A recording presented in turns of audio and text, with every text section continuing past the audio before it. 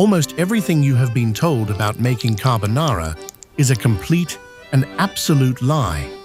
For a grandmother who has spent her life in a rustic stone kitchen, seeing heavy cream poured into this dish is a quiet tragedy. The true story of this meal begins just after a devastating global war, when people desperately needed rich, sustaining food. Families and laborers relied entirely on whatever could be kept without a refrigerator, turning basic survival into an art form. It begins with cured pork cheek, sizzling slowly in a heavy iron pan to release its deep, savory magic. This rendered fat is not something to be drained or discarded, because it forms the very soul of the entire meal. Next comes a mountain of sharp, aged sheep cheese, grated fine enough to melt away like snow on a warm hearth. Then we find the vital heartbeat of the sauce, perfectly vibrant golden egg yolks resting patiently in a cool bowl.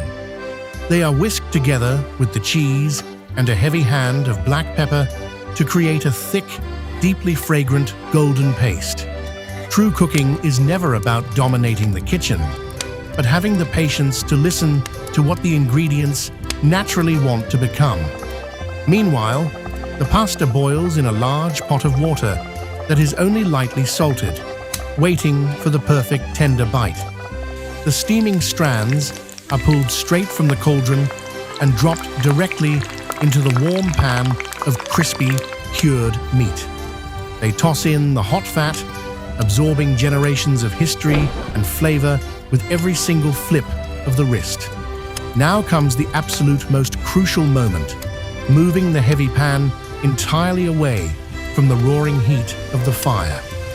The golden egg and cheese paste is folded into the steaming pasta, relying only on residual warmth rather than direct fire. If you rush this delicate dance, the eggs will scramble.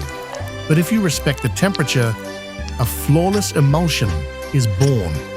The result is a sauce richer than heavy cream could ever hope to be, achieved entirely through perfect timing and absolute trust.